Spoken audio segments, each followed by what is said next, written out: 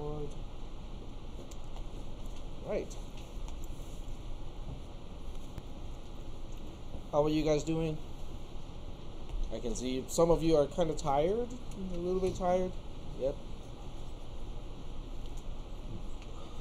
Waiting for dinner. Running on fumes. All right.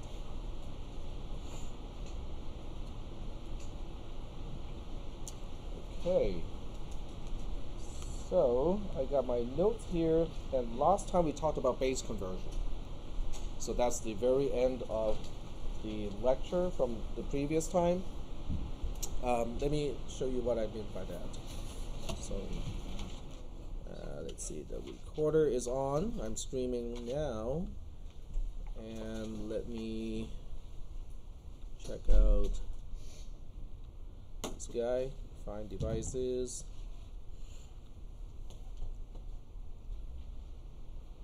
Okay. And that should bring up the tablet right now. There we go. So I think this is what we talked about last time, which is, the conversion from, well, not conversion, I shouldn't say conversion, but to figure out the digits for a for whatever base representation. So you want to represent a value as a number, but every number has a base. So this equation allows you, this one here, it allows you to figure out any digit within a number if you know what base, p, that you want to use. Is that okay? Are there any questions regarding that part of last lecture? Questions? This is all good? Because if you do have questions, it is much better to ask the question as early as possible. Yep, go ahead. So that formula that you gave is good for any base that you want? Yeah, any reasonable base. Okay, if you want to use a base that is a negative value, may not work.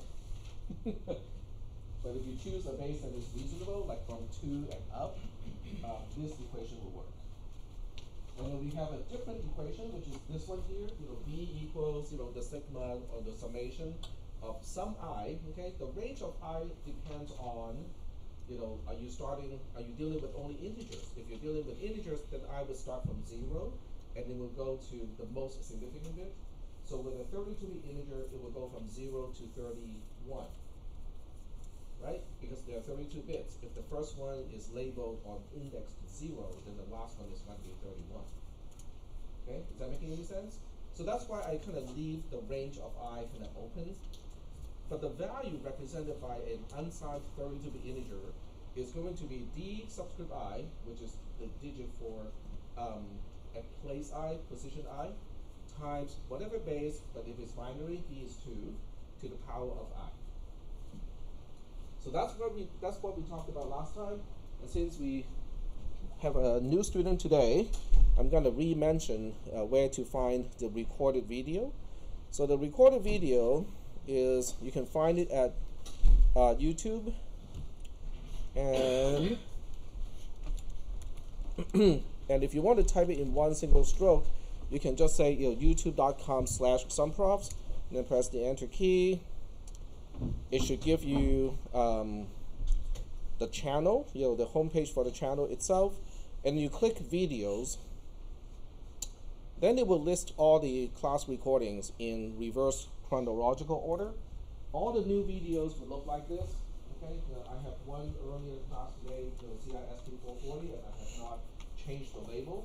But if you check out what time it was recorded, you know what class it is. Okay, because this class starts at 7 o'clock on Mondays and Wednesdays. But all the previous ones, I have gone in and changed the date and the course code already, so that makes it easier to locate videos for this particular class. You do need a calendar on the side just to figure out what day is a Monday and what day is a Wednesday, but that's about it. All right, so that's out of the way. And this one is kind of interesting. If you click on the one that is being streamed right now, you will see itself. It's basically recording itself, and you will see the out of the way. Well, that's me just a few seconds earlier. If you click on the one that is being streamed right now, you will see itself. It's basically recording itself. Hello, myself in the future.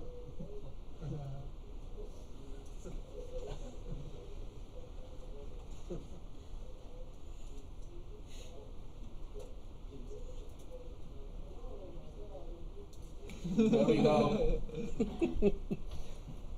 I watched one episode too many of Doctor Who.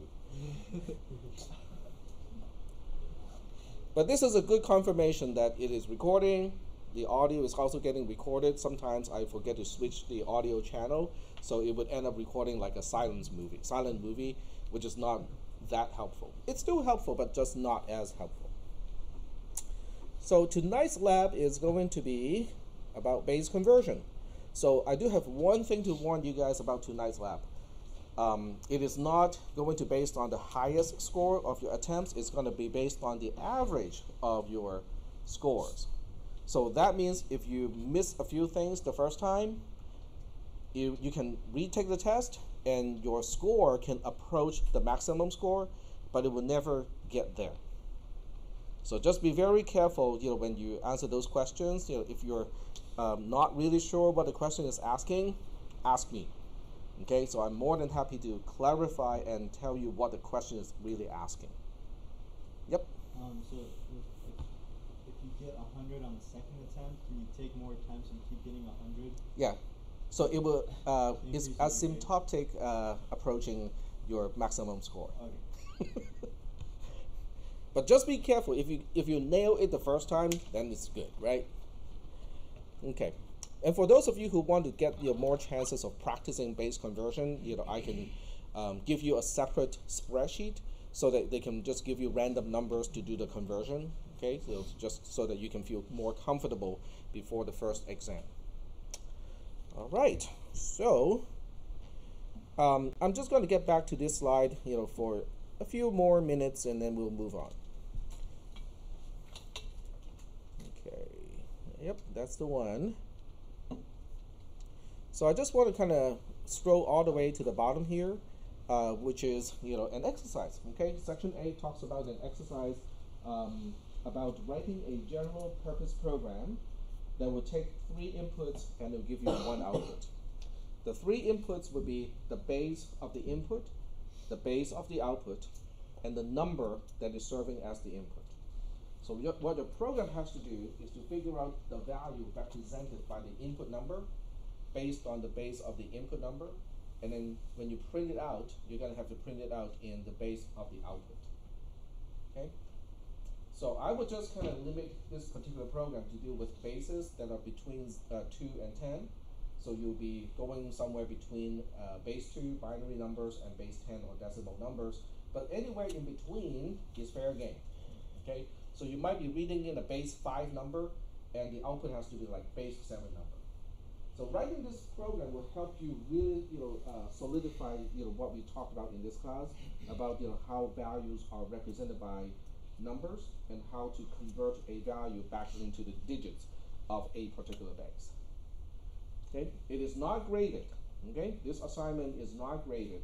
Next Wednesday or so, okay, whenever you guys feel okay, we are ready for the solution, I'll talk about the solution. I'll give you my solution to this particular problem, but I do want to give you guys about a week to work on it, so that you have your time to think about it, to implement it, and you can work in groups because it's not graded. Okay, so you guys can definitely work in groups, and the lab time is a good time to get acquainted with other students. So if you think, oh, okay, that seems to be a pretty good guy to work with, you guys can work together or gal. Okay. Is that okay? All right. So I'm not going to grade that program.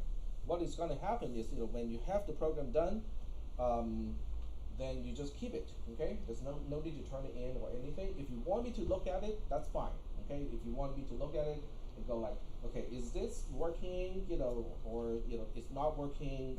What can you suggest me to look into? Okay. Where should I look? I'm more than happy to help during the lab time. Next Wednesday, when I give you the solution, it's going to be in the source code. So you can compile the source code on your own, and then you can compare your program with my program.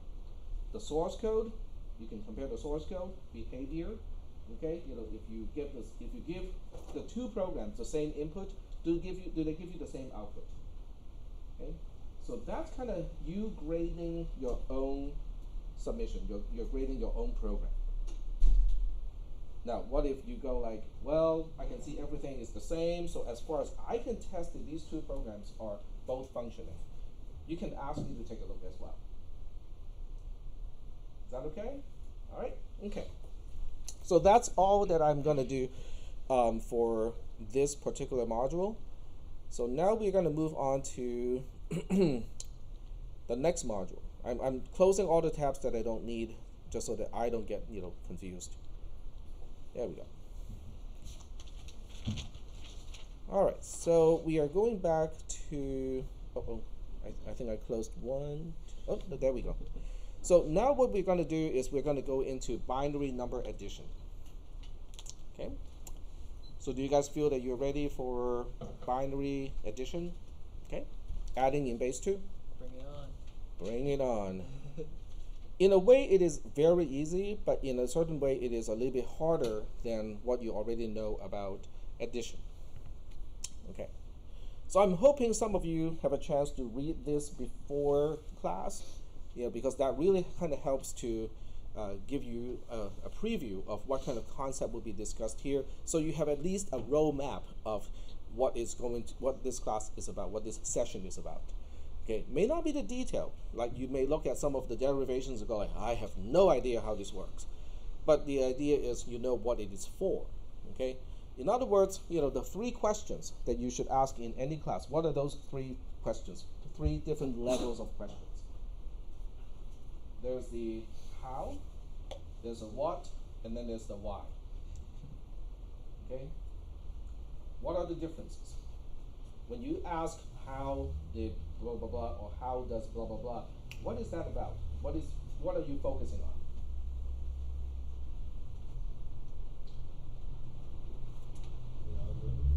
The algorithm. Okay.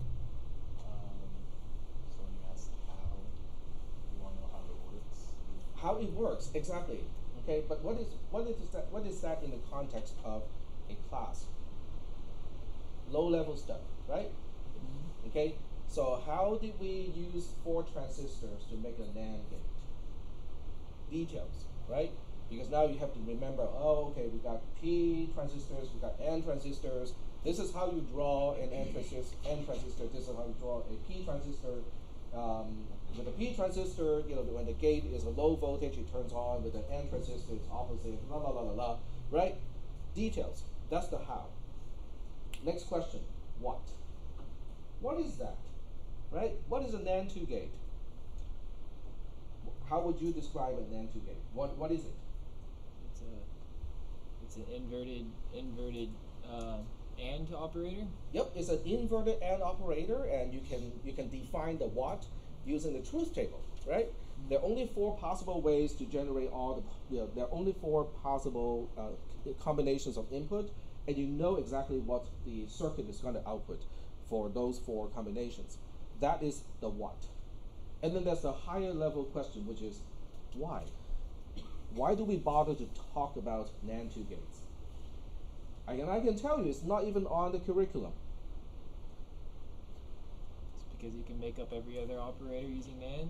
Yep, exactly. So you can use a NAND 2 gate to make every other gate that we need in this class, and because of that, now we have a connection from physical devices, physical quantities like voltages and current and stuff like that. We have now a connection from those things to things that you are familiar with. Logical operators, and, or, not. I mean, those things you are familiar with already because of the prerequisite of this class, which is cisp310. So those are the 3 levels of questions that sometimes you have to remind yourself to ask.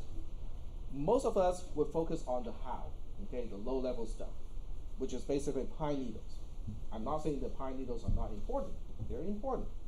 But when you only look at the pine needles all day long, you lose track of the bigger picture.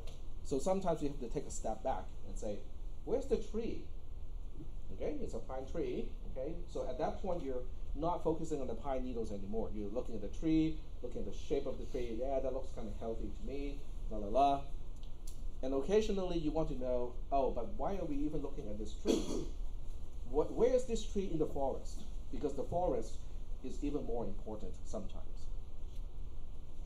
Is that making any sense? Okay, so now we're going to move on to binary number addition.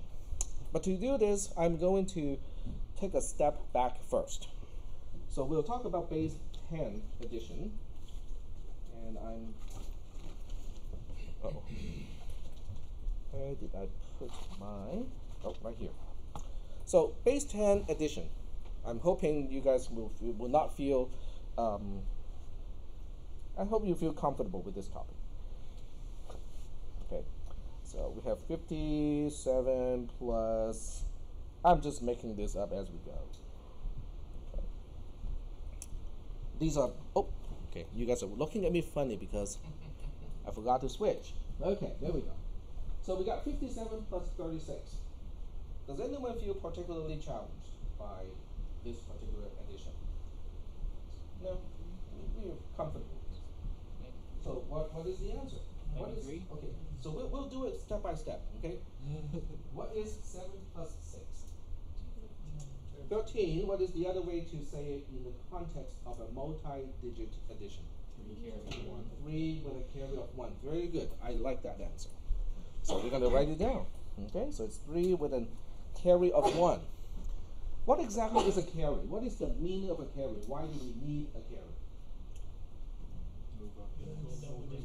But why do we have to move it up? It goes over to the second digit place, so you have to count the 4 in the second digit. Because, exactly, okay, so you're both right. Because the quantity of this addition, 7 plus 6, is exceeding what we can represent using a single digit in base 10. Okay, so we go like, oh, okay, I can only represent, from 0 to 9. This is more than 10. This is at least 10. So I'm going to go like, well, okay, the next digit, you're going to have to take care of the quantity of 10. I'll take care of the remaining portion, which is 3. Okay, so I know you guys know what a carry is, but I just want to kind of emphasize because it is the same thing in base 2 addition. So we kind of have to understand the concept why we have carries. Okay, so the next one, okay, you guys can just eyeball this and go, that's 9, got it, right? But there are actually 2 additions in the second column. Because the first one is adding 5 and 3, which will give you 8. The second addition is adding the carry from the less significant digit, which is 8 plus 1, then you get 9. Most of us do not think of this having the second column, of having 2 additions, but it really is the result of 2 additions, and that is important. Is that okay? All right. So I'm really just using this example to help you remind you, how we perform addition in the base that we are all familiar with, but also the rationale of the carry, and also the hidden addition of each column.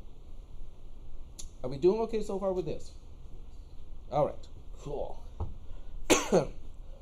I'm not sure how many of you have, like younger siblings, your own children, nephews, nieces, and stuff like that, who is kind of like in the age of learning addition, okay, in base 10.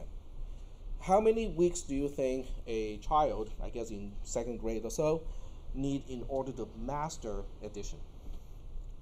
Master means, mastering means, not making mistakes, often.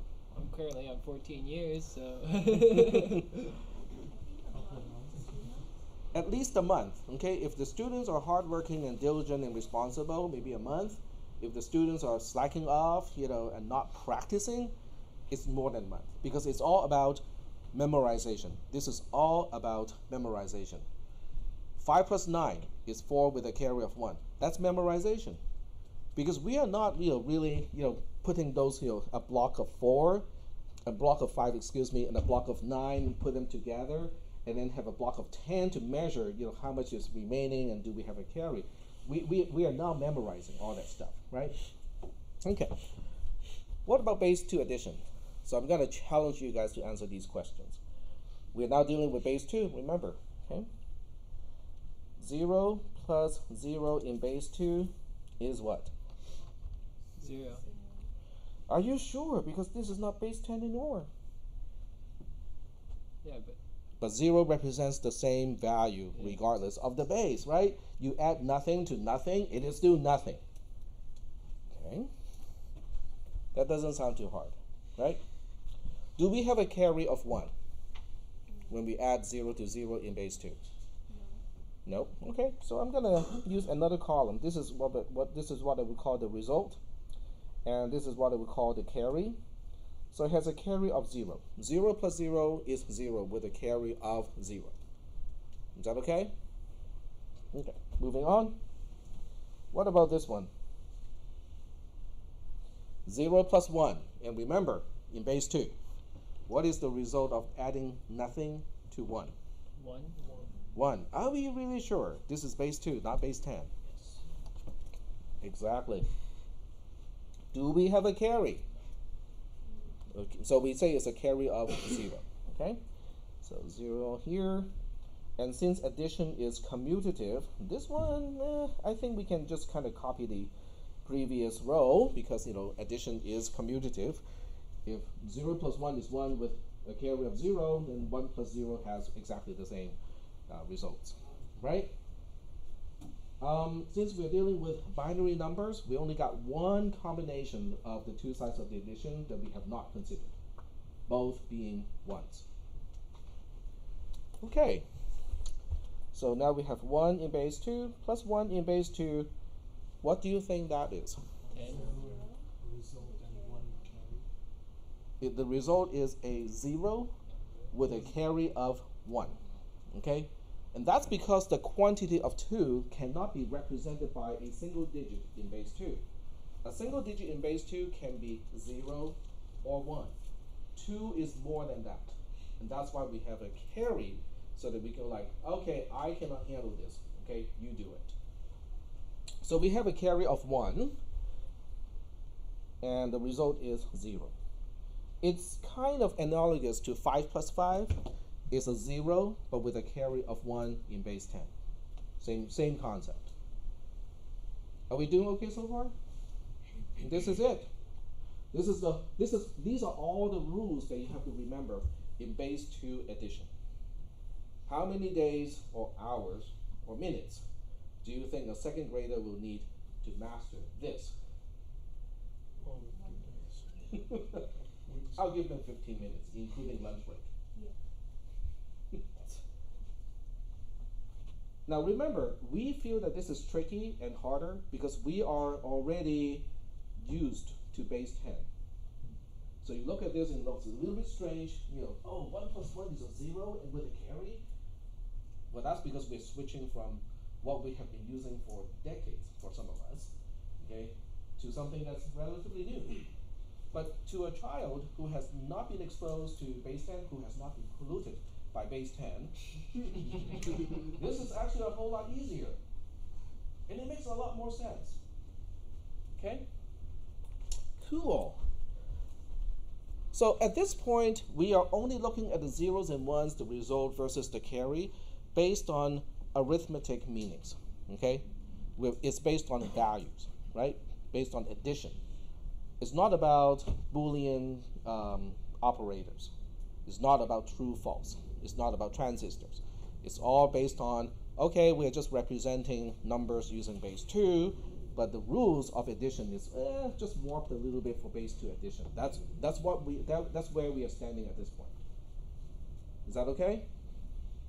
But everything has to be done by transistors eventually, gates and transistors inside the computer. So we're going to focus on just the carry column at this point. So if I were to single out, I'm going to use the mouse pointer here. If we were to single out this column as x, this column as y, and this column as the result of a Boolean operator, which Boolean operator do you think it resembles? This is x, this is y, and c is the result of some Boolean operator. Which one do you think, I think that Boolean operator would do the same thing? Logical AND. Okay. So that tells me that the carry of adding x and y, x being a binary digit, y being a binary digit, the carry of adding these two digits is defined as xy. Now remember, in this class, in the context of Boolean expressions, xy, which means x times y, is actually the same thing as x and y. Okay, we talked about the notations a little bit in the previous 2 classes or so. I'm just reminding you, this is not actual multiplication, it is conjunction. Is that okay? Seems to get the same thing done. So now the remaining thing is, what about the R column, okay? What about the result of adding xy, x being a single bit, y being a single bit? What does that look like to you? It has some resemblance of an OR, right? Because when at least one side is a 1, the result is 1. Except the last row. 1, 1, you don't have a 1 anymore. So it's not exactly OR, it is exclusive OR, okay? Alright, but exclusive OR is an operator that does not exist in C++, except for bitwise exclusive OR, but there's no logical exclusive OR. Can we express logical exclusive OR using all the operators that we are familiar with, and or not? Yeah, sure we can. Well, the trick is to look at R when it is a 1. Okay? So we see that there are 2 rows when R of xy is 1. Then we look at this one first. We single out the first one. Okay, we single out this guy. Okay, and then we go like, okay, just based on this particular row, what kind of conjunction can make R a 1? X itself is a 0, so we're gonna use not x. Okay, because that will flip x to true. It will flip the application of negation, turns x into not x, and not x is true. Okay, y is already true. Okay, so we'll just say this is not x and y. That conjunction is true. Just for this row. Is that okay? I'm gonna write it down so that you can actually see what I mean by that. So we say not x and y takes care of the second row of that truth table. Is that okay? X is false, not x is true, y is already true, true and true is true. Right? But it's not going to work on the third row. The third row have different values in x and y. That's okay. We'll come up with another conjunction to take care of the second row. So for the second row, x is already true, so we'll keep x the way it is. Y is false. We'll flip it, okay? We'll apply the negation on y, so that y is false, but not y is going to be true. And now we have true and true, right? The whole thing is true. The conjunction is true. But that will only take care of the third row. The first one only takes care of the second row. That doesn't take care of all 4 rows, does it? Each individual one can only take care of 1 row. But if we do an OR over here, then we're done. In other words, I can say not x and y, or x and not y. That is the same thing as exclusive OR. But the rationale of coming up with this equivalent expression for exclusive OR is just what I described a little bit earlier. Are we still doing okay? So let's take a step back. We have been spending a lot of time on the pine needles, so we're now taking a step back to look at the pine tree. Now those things are particularly in my mind today because I have a tree crew in my backyard taking out 5 pine trees. And they've been making a big huge mess at the same time, which is understandable because the trunk of one tree is like about this big. And can you imagine, somebody is going to cut like a section about this big and drop it from about 80 feet. That's what they have been doing. Okay, so we're going to take a step back to look at the pine tree, not the pine needle. What is the significance of doing this? The carry is nothing more than a conjunction. The result is a little bit more complicated, but nonetheless, we can use negation, conjunction, and disjunction to deal with it. What is the significance? On this side is arithmetics. Addition, right? It's about adding something. It's about values. It's about v. On this side are logical operators, Boolean operators. We are bridging arithmetic operations to Boolean operations. What about Boolean operations? We already know how to do Boolean operations using transistors. So now we're saying, hey, if I can do this with a single bit. I can perform addition of a single bit to another single bit using transistors. That is one step back. Okay, that's the why of this discussion. You know, we're looking at a pine forest.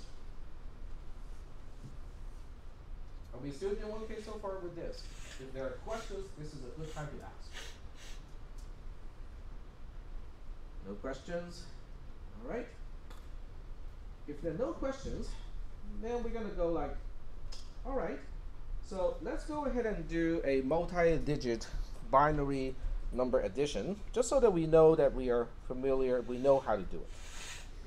Okay, so I'm going to use 1, 0, 0, 1 plus 0, 0, 1, 1 in base 2.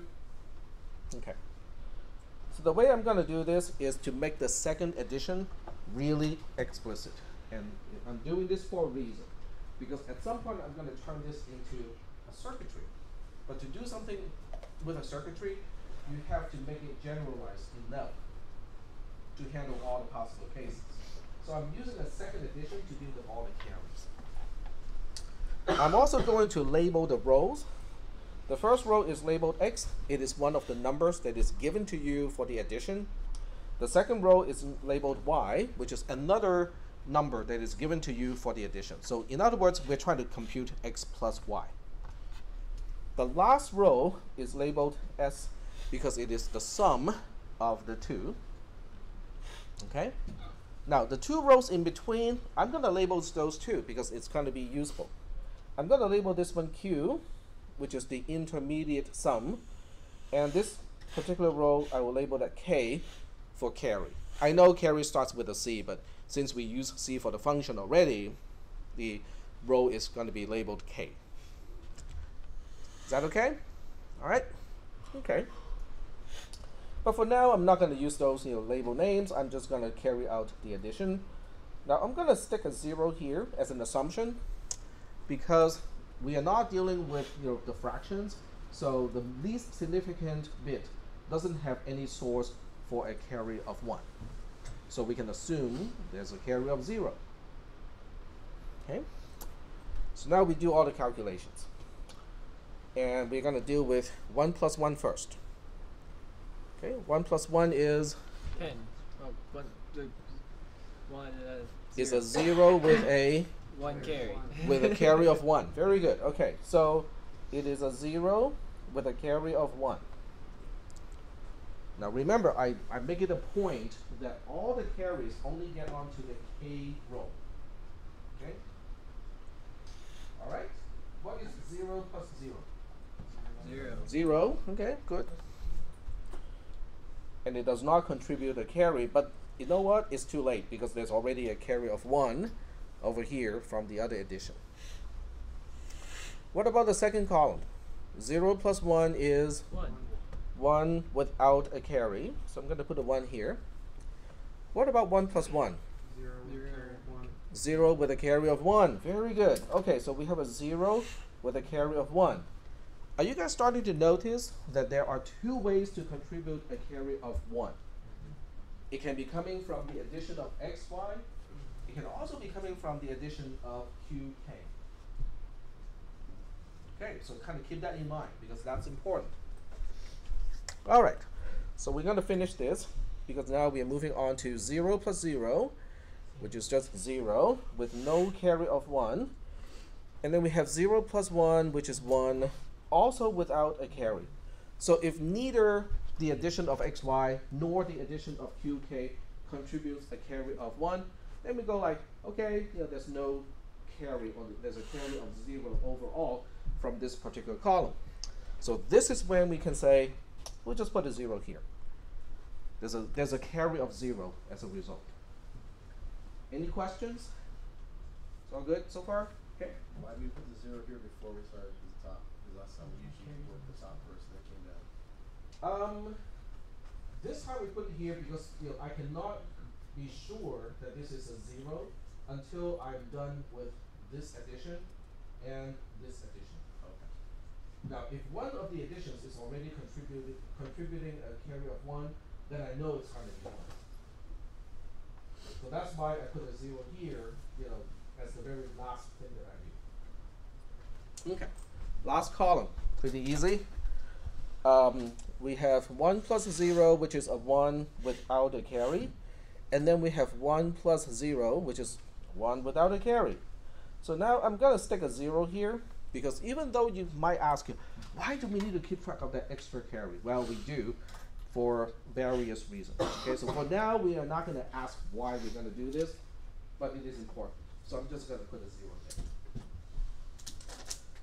Is that okay so far? If I give you like 2 binary numbers, you guys can do the binary addition. Yep. Is it okay to be angry? Hmm? Is it okay to be angry that this is like 20 times easier than addition than this one? You can direct your anger to your elementary school teacher. I already do for a lot of things that they tell them about math, so I'm totally understand that. 2020 though, right? Hmm? 2020. Voting for you. But it doesn't have to be hindsight. Okay? If I were a politician, this would be my platform. I would vote for you just for that. Change the currency, please. I'm just promoting that we switch from base 10 to base 2. That's my platform. I have no other political opinions. Please do not ask me about anything else. We might actually get immigrants from Norway.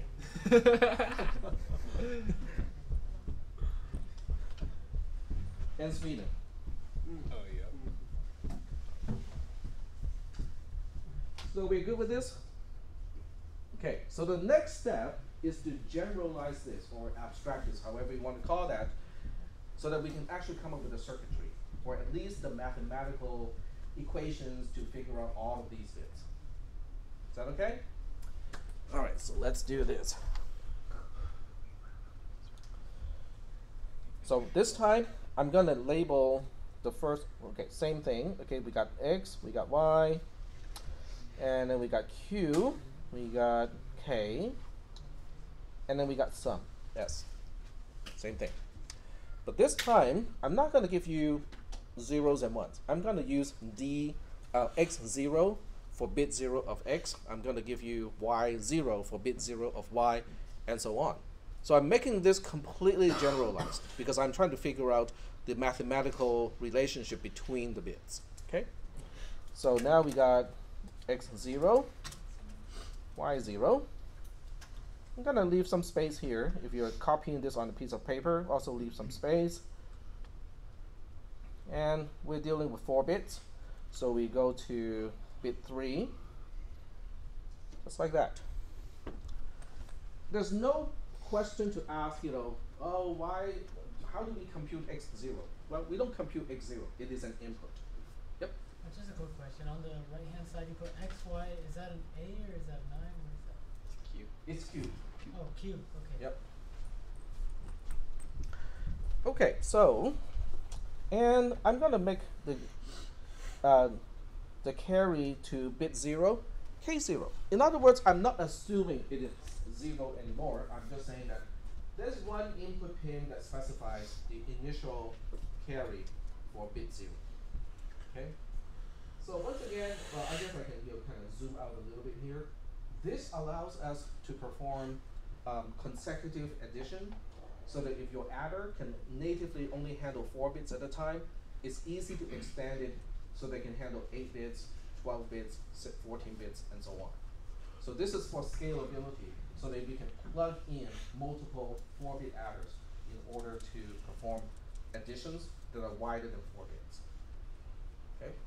So K0 is an input. It can be a 0, it can be a 1. It is just a variable. All right, so we're going to fill in some of the blanks here now. What do you think goes here? What are the q's? X0 plus Y0. It's the result of x0 plus y0. But in terms of the r versus the c, which one is it? Or No. Don't you have to choose one of those two, r or c? Is it the r of xy or is it the c of xy? Is it the carry of x plus y or is it the result of x plus y? The result. Very good. So we'll just go ahead and say this is the result of adding x0 and y0. And that becomes q0. From here on, we can just say, oh, that's just q0. Okay? But I want to spell it out the first time, and that's why I spelled it out here. What about here? What about the thing that is right below k0? It is bit 0 of the sum, which makes it the r or the c? Is the r of what? Is the r of, remember from here on we can refer to this thing as q0. So it's the r of q0 and k0. Okay, very good. Okay, we got the first column all figured out. Let's deal with the second column. What do you think goes to here? Rx1, Y1. Yep. Okay. So this is just the r, or the result of adding x1 and y1. What goes? Let's not worry about what goes here. I'm just going to call it k1. Okay. And what goes here? R equals to K1, Q1. Yep. q1 and k1. Okay. So now we go back and figure out what is k1. What do you think is k1? Now remember, without knowing exactly which one is a 0, which one is a 1, there are two ways to contribute a carry of 1. Right? When you look at cx0, y0, it's only looking at one source of a carry of 1. When you look at c of q0, k0, it's giving you an alternative source of a carry of 1. But both of those can contribute to k1. So what do you think is the expression of k1? Okay. So let me just list the two components first. K1 can be the carry of adding x0 and y0. It can be the carry of adding q0 and k0. So now the question is, hey, k0 is only one single value. I got two expressions. How do we connect those two expressions? It has to be a logical operator, but we only got like two logical operators that takes two operands, right? So what is your case? It's OR. Very good. Because if at least one of those sources is contributing a carry of 1, we have a carry of 1. So just be very careful that this plus is not arithmetic addition, it is disjunction, it is OR. Is that okay? How many of you is starting to get a little bored and say, no, that's not what we're going to look about the same. Are you guys convinced that we can figure out the third and the fourth column just like that? Is that okay? Okay, so now we can just generalize. So the way we generalize is we say q of I, and I can be a range of values. What is the definition of qi? I being the index of the column. Yep, exactly. So qi is just the result of xi, yi. What about ki plus 1? I intentionally make that I plus 1 so that I can go from 0 to whatever we want. We look at k1. How do we generalize the definition of k1 to k of I plus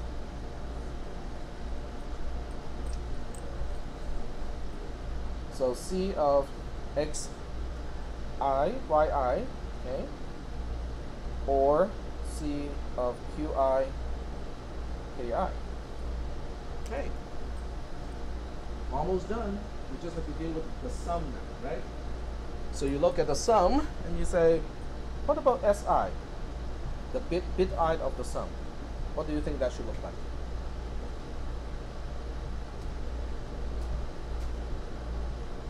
We know how bit 0 looks like. We know how bit 1 looks like. How can you generalize how bit I would look like? Okay. It's the result of Qi and Ki. Very good. So Qi, Ki. That's it. We're done. Okay. So using, I know these are all using C's and R's and whatnot, but we know C is just a vector. We know R is a little bit more complex, but it can still be expressed using Boolean operators. So by using these definitions, now we can actually just generate the circuitry to perform multi-bit addition. Are you convinced that this will allow you to generate the circuitry to perform binary addition?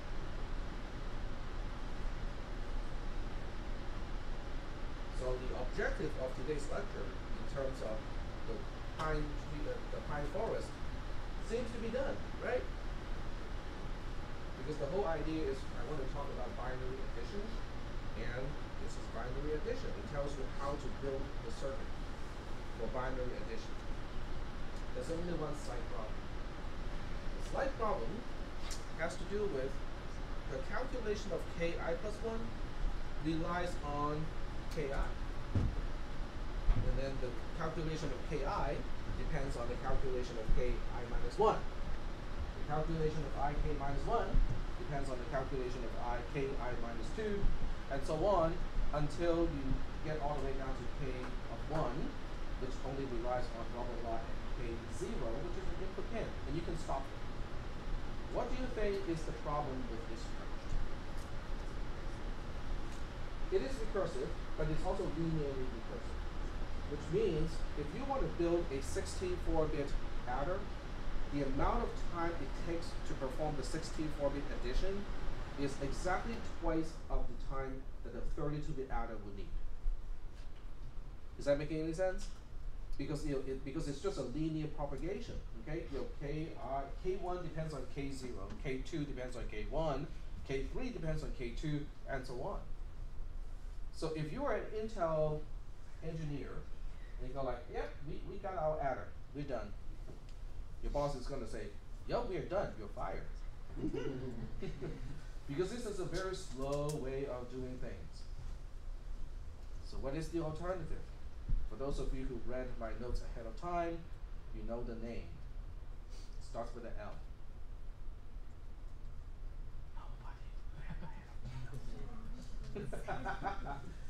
It's look ahead. It's carry, look ahead. Okay, the mechanism is called carry, look ahead. Okay, so in the next half hour or so, we're going to look into the mathematics of what it is about, why does it work, and how does that work, right? Okay, so getting back to the notes. That started with a C. Carry, look ahead, not L. But the key word is look ahead. Yep.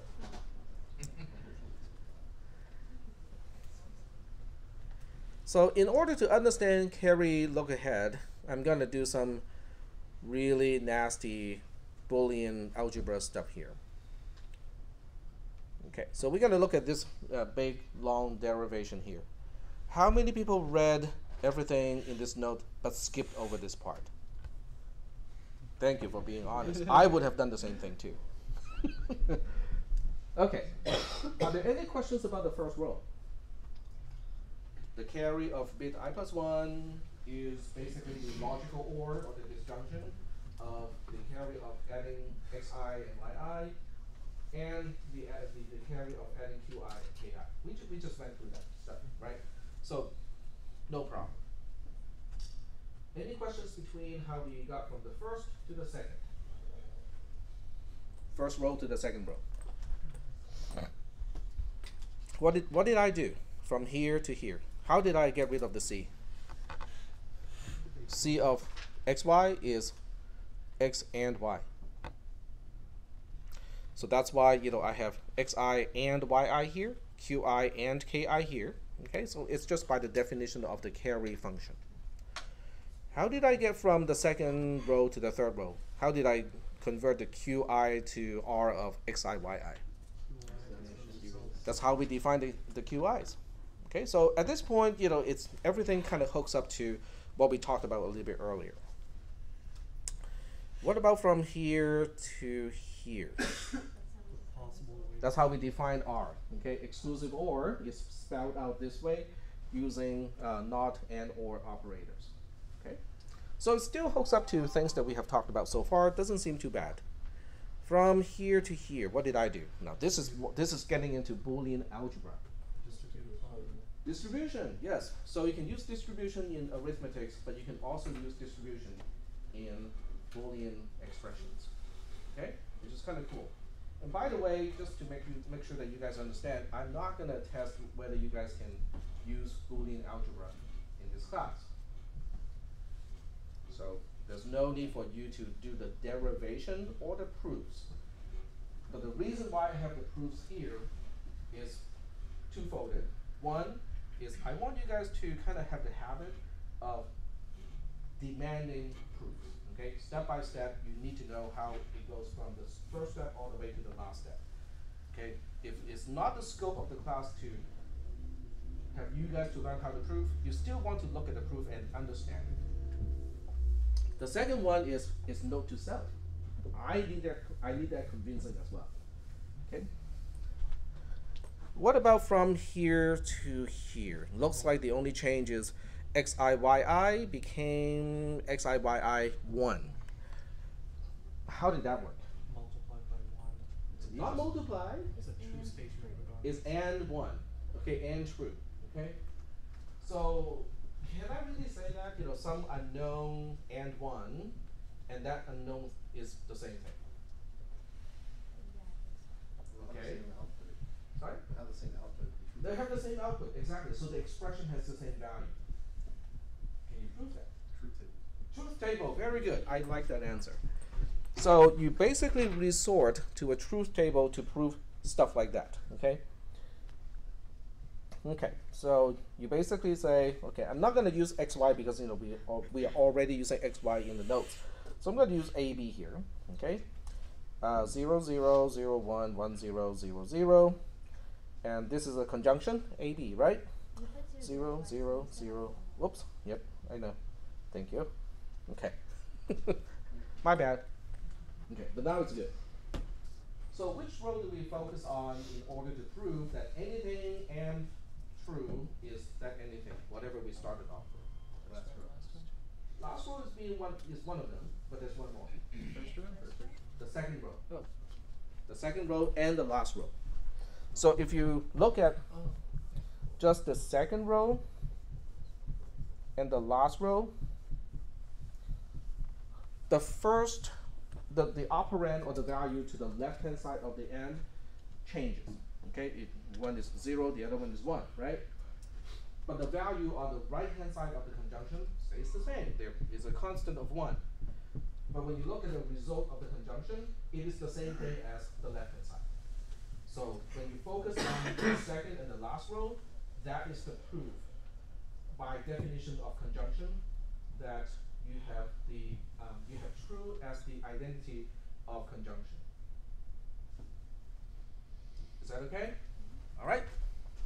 So getting back to the proof. So it looks like I'm introducing this one here, kind of questionable move, right? You know, something that was a little bit simpler and shorter, now it's a little bit longer. But wait, there's more. Just like the infomercials, right? But wait, there's more. If you order now, I'll give you KI. Instead of just saying 1 or true, now I'm saying true or KI. Can I do that? Yes. If something is true already, it doesn't matter what you OR it with.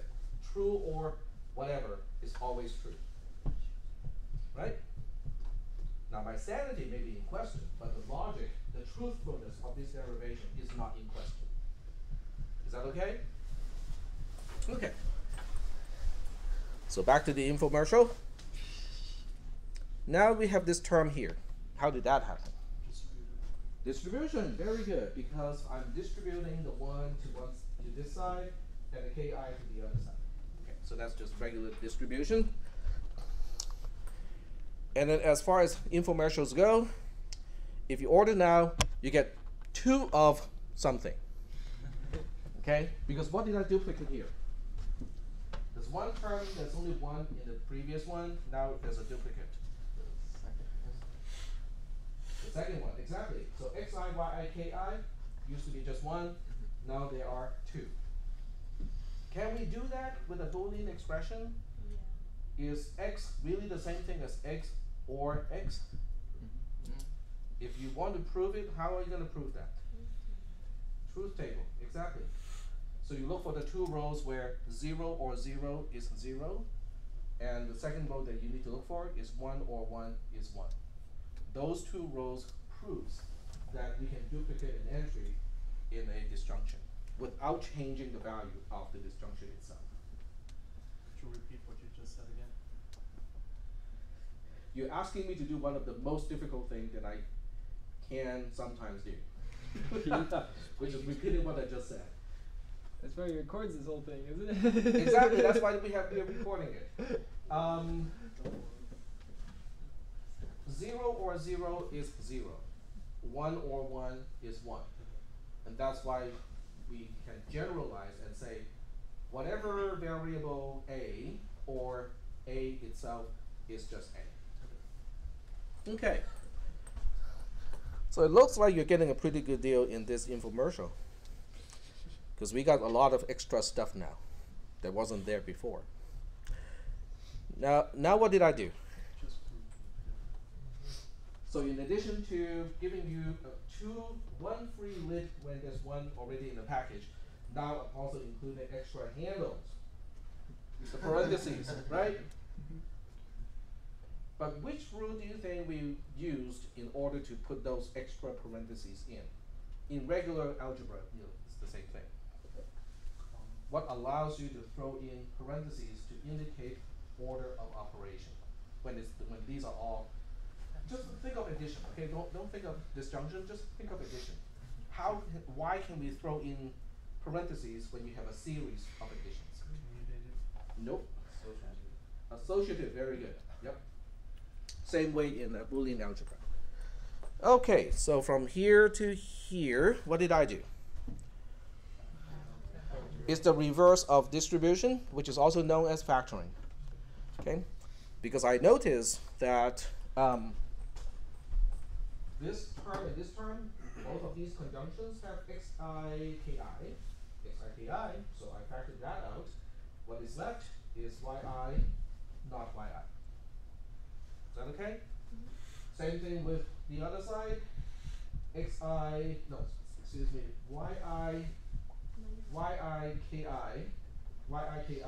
is the common term, and I factor out xi, not xi, to be separate.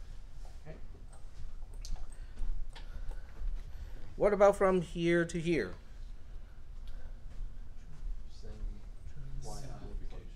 Or not yi. Well, because you didn't call in within the time limit, the deal is getting smaller now, right? It's collapsing. Yi or not yi is collapsed into just true. Why can't I do that? Because if y is true, then it's false, but then it's true because it's true. Exactly. So from the meaning or the semantics perspective, any variable a or the negation of a is guaranteed to be true, because if a is true, then not a is false. But then the whole thing is true. But if a is false, then not a is true, and then the whole thing is true. But you can also prove it using a truth table. The 2 rows that you need to focus on, if you want to prove this by a truth table, is 1 or 0 is 1, 0 or 1 is 1. That's what you use to prove it, using a truth table. Okay. So the deal is getting worse now, because I'm saying I'm not going to give you that 1.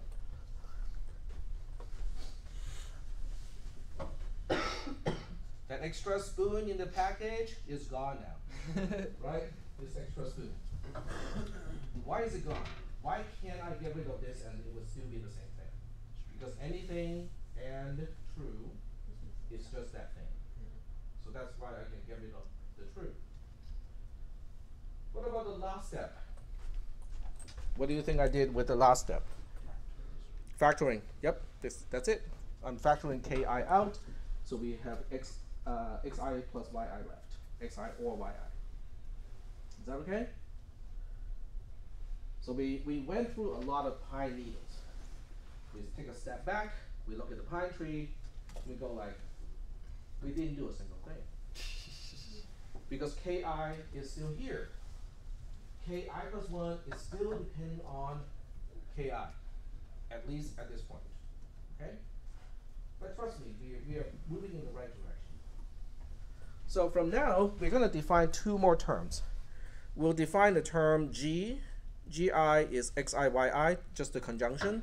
We'll define another term called pi, which is xi or yi. Just by definition, don't ask me why. Is that okay? So now we can simplify that whole thing to become what we have here. Is everybody convinced that we can now simplify the whole thing to just ki plus 1 is gi plus pi ki? Okay. That doesn't help either, right? I mean, ki plus 1, the calculation of ki plus 1 still depends on ki. So what are we going to do? So what we'll do next, which is a technique that you might actually find useful when you are asked to do something like this, which is to find a general solution to some problem, is to actually just work it out. Okay?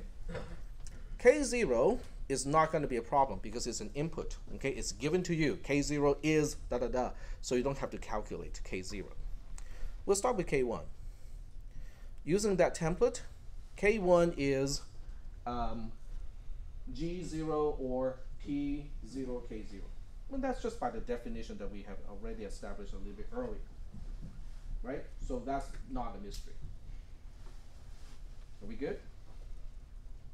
All right, cool. And then we go like, okay, what about K2? I bet you K2 is going to be a problem. Well, the first step is, in fact, K2 using that template, K2 is now G1 plus P1 K1, just using the same template. Then you go like, hey, we're not getting rid of K1, but we know what K1 is, right? So to quote unquote get rid of K1, we substitute what we already know about K1 in the place of K1. Is that making any sense? So when you substitute that in and then you do the distribution, so the whole thing just becomes P1 or P1 G0 or P1 P0 K0. Yay! We accomplished what we wanted to do. We broke the linear relationship between the carriers. Because K2 does not rely on K1 anymore. K1 can be computed completely separately, while K2 is being computed. Cool. But then we still do not have a generalized pattern of how to get this done. So now we say, okay, in order to find out what the pattern is, we'll just work it out a little bit more. We work out the next step. So now we work out K3. Okay, by definition, K3 is G2 or P2 K2. Do you guys remember where that came from? Okay, so that part is not an issue. But we know how to get rid of K2 now, because K2 was expressed with only all the P terms, the G terms, and K0. So if we take that equation or that expression and put it where K2 is and do the distribution, now we have a way to express K3 without using K2 nor K1. It goes straight to K0. Is that okay? So that means at this point, we can compute K1, K2, and K3 in parallel. They do not have interrelationship anymore. There's no dependency between these carriers anymore. Is that okay? So the next question is, there are two questions. The first question is, is there a systematic way? If I need to figure out what is K64 for a 64-bit adder, is there a systematic way to generate it? That's the first question. Second question is, if you look at K2 versus K3, do they take the same amount of time to compute? I'm not asking do they take the same number of transistors. I'm asking do they take the same amount of time to compute? So there are two questions now. And we got 10 minutes. I think we got enough time. So we'll answer the second question first. Do they take the same amount of time? Same amount of time. How many gates do you need to compute G1? One gate, because it is just the conjunction of x1, y1, right? How much gate propagation, or how many gates do you have to go through to compute P1? One gate, right? Because P1 is x1 or y1. So you just need a disjunction gate. Is that okay? So the same thing applies to G0, the same thing applies to P1, P0, and K0 doesn't take any time to compute because it's one of the input. Is that okay? So in one gate propagation time, I'm assuming they're all the same. In one gate propagation time, I can get G1, P1, G1, P1, P0, I can get them all computed. So that means the output of the first level of gates cannot feed into the second level of gates, right? The second level of gates will be responsible for this conjunction and that conjunction. This guy doesn't need a conjunction, but there's nothing that it can do by itself. Is that okay? So after 2 gate propagation time, I get each individual conjunction term already done. So that means the third gate level is only doing the disjunction.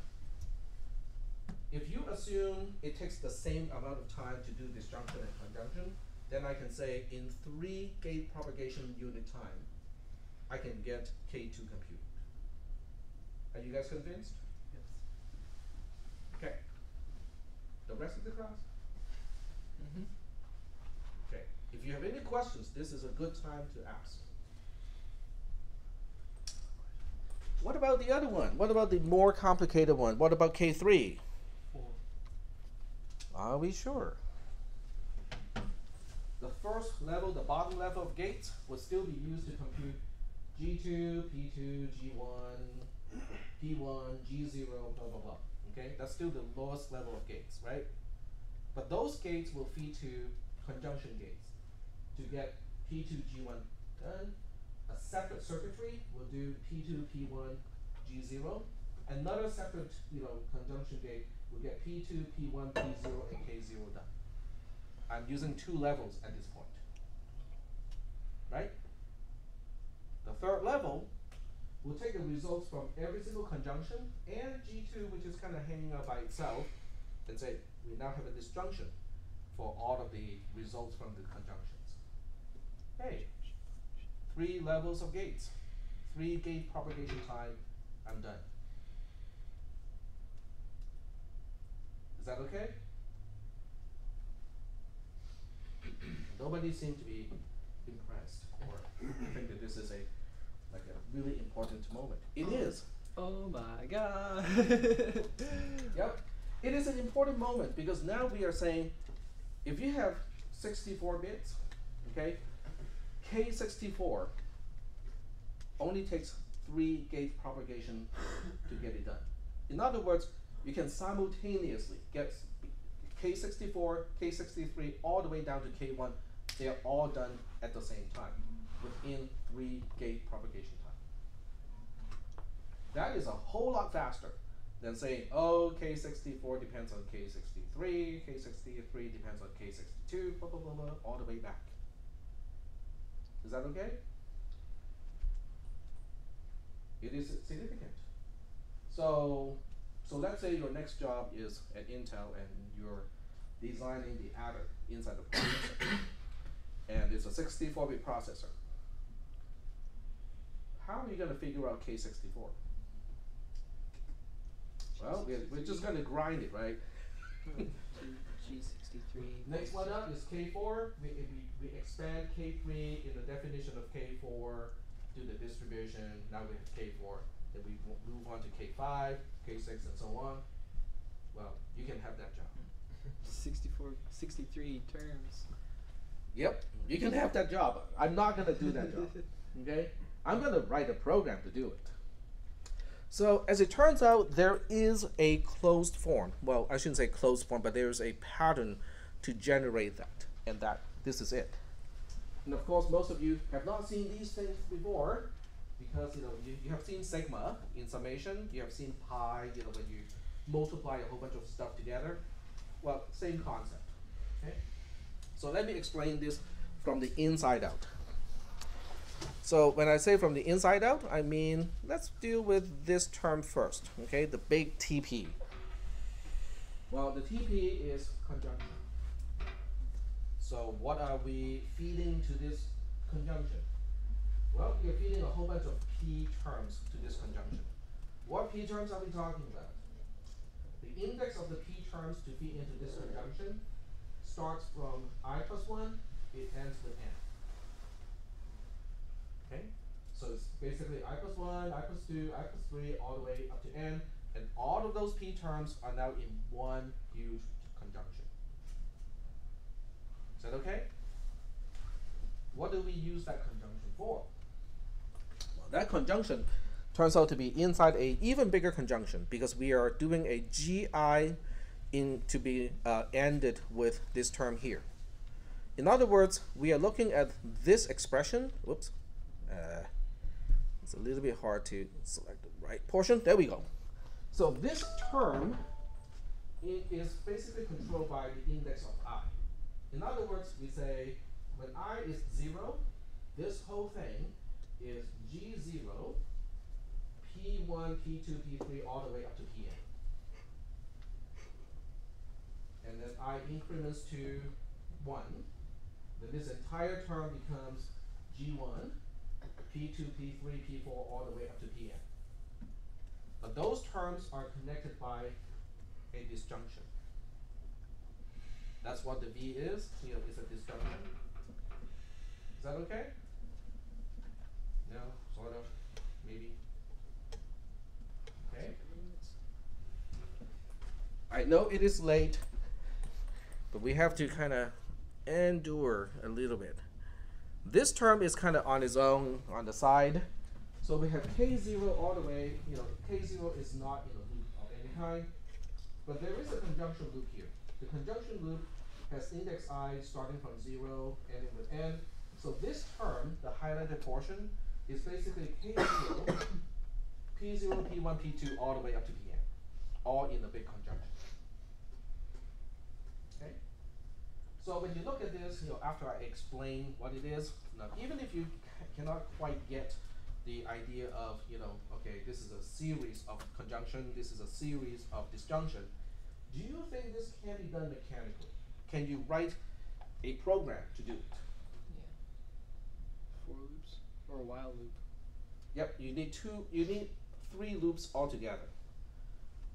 You need an outer loop, an inner loop for this portion, and then a single independent loop for that portion. But it can be done using just regular control structure in C++. So I'm just a little confused with those I was gonna say those pointy things. What's the difference between those and what I'm more familiar with, which is a Riemann sum? This has nothing to do with sum. This is disjunction. Disjunction. Okay. This is conjunction. This is and this is or. Oh, all right. So for those of you who want to kind of express this in a way that you are more familiar with, let me see if this will help. I'm switching back to the tablet, but I have to display both at the same time. So you can now correlate between this and that. Okay, that works. Okay, so you can basically re-express this as, okay, let's pick a different color. Because red is an angry color. So ki plus 1 is big vertical bar. and then index I goes from 0 to n, and then within that we have g of I logical AND with big logical AND, I as an index going from I plus 1 to n, and then the terms inside here are the PJs. And then this entire thing, if I want to add additional, just for clarity purposes, if I add an extra pair of parentheses, and then we have another OR, because that plus, the plus up here really means a disjunction. So now we have a K0 logical AND with a big logical AND here because it's a loop. Uh-oh, okay. I covered the light sensor, so it thought there's no light on the outside, so it dims the screen entirely. But if I rotate it, then I would be touching the controls, and then it would just be doing other things that I don't want it to do. So it's a trade-off. Okay, so big ampersand I is going from 0 to n, and then we have pi in this case. There we go. Is that better? Any better? Mm-hmm. Because now we are looking at logical operators that we already know in C++, and the only thing that is new introduced here is the idea that we are using an index to control what terms we are dealing with in the expression that is in the series. Is that okay? All right. But this is kind of important because we are basically generalizing what we have observed for K1, K2, and K3. We're now coming up with a pattern to say, give me n, I can figure this out. Oh, it's not I plus 1, by the way. It's my fault. It's n plus 1. So if you want to figure out what is K64, that will make n 63, right? So you plug in n equals to 63 wherever you see n on the right-hand side of the equality.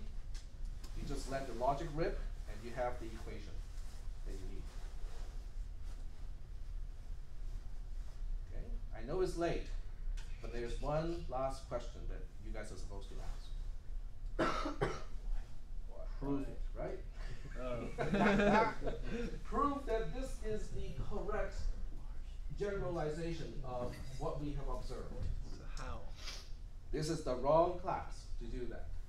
Because that will belong to cisp310, discrete structure, because the technique to do that is called proof by induction, which is a concept that is really helpful in computer science, but it's going to be talked about in cisp310. So I'm not going to bother with the actual proof, but for those of you who are interested, after we talk about proof by induction in cisp310, or you have taken 440 already, you can try it.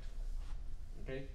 You can just establish a base case in proof by induction, and then you do a induction step assumption, and then you do the induction step proof. Okay, I think some of you can kind of see, generally speaking, how that might work, but I'm just going to tell you that, yes, that's the technique to do it. So your induction step would be like n plus 2, or from proof, if induction by induction proof. So after you do the base case, so would you do would you k n plus 2? You make an assumption. Right. So The assumption would just be n plus 1, right? Yeah, the assumption is k n equals to blah blah blah blah blah. Right. And now you have to prove that k n plus 1 is what it is here. But in the proof that n plus 1 is this thing, you're going to make use of the assumption. Right. That kn is its own expression, and then you just do some algebra stuff, move things around a little bit so that it becomes this form. Right. Yep. But that's the general idea.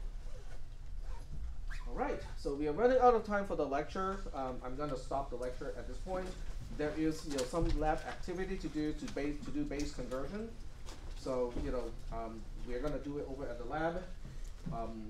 Depends on some people can get it done in like 10, 15 minutes. And I think the average is about half an hour, so it's not too bad.